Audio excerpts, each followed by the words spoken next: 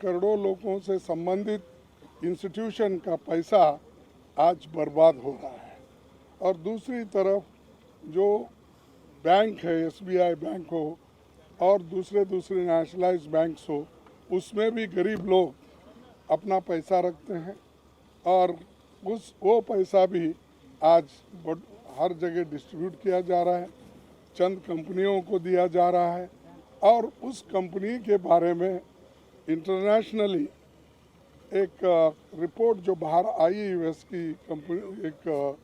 Hindenburg जो research institute है उसने बाहर निकाला है। अब जब निकालते ही देश के अंदर जितने भी ये जिस कंपनी को इन्होंने पैसे दिए थे उस कंपनी के शेयर्स तो इतने गिर गए कि बहुत से लोगों को मूर्छा आया, वहीं गिरे सुनते ही। ऐसी स्थिति देश का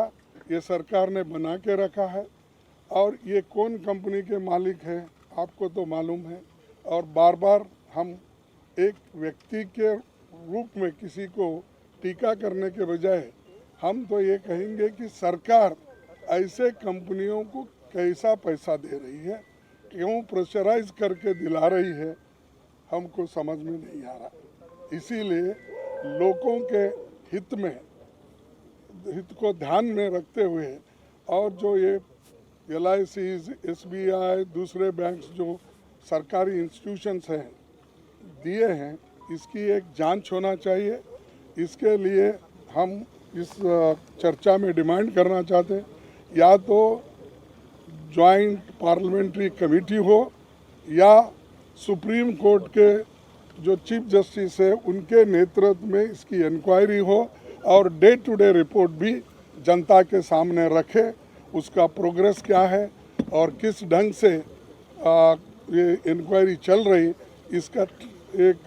ट्रांसपेरेंसी उसमें आती है और लोगों को भी मालूम होता है कि उनके पैसा, उनका इन्वेस्टमेंट और उनके जो कमाई कहाँ गई, कहाँ तक रही, कहाँ तक बच गई, इसका भी उनको एक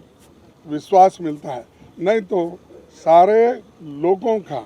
इस देश के जो भी जितने भी करोड़ों पॉलिसी होल्डर्स है या बैंक में डिपॉजिट रखने वाले, उनका विश्वास बैंकों पे से उड़ जाता है, LIC से उड़ जाता है। तो इसीलिए लोगों के हित में हम ये काम कर रहे हैं और हमारा डिमांड यही है, चर्चा कराओ और हमारी मांग ये है कि या तो जॉइंट पार्लियामेंट्री कमेटी बनाओ और इसकी इंक्वायरी करो, या नहीं है तो सुप्रीम कोर्ट के चीफ जस्टिस के नेतृत्व में कमेटी बनाकर इसको इंक्वायरी कराइए और डे टू डे रिपोर्ट बाहर करते जाइए। यही हमारा डिमांड है, इसीलिए हम आपके पास आए और सारे पार्टी के नेता लोग भी हमारे साथ हैं, वो भी एक एक मिनट अपनी बात रखेंगे। आप उनका भी ज़रा सन से, आपको तो सहनशीलता है, फिर भी मैं रिक्वेस्ट करता हूँ कि आप उनकी बात भी सुने। Thank you.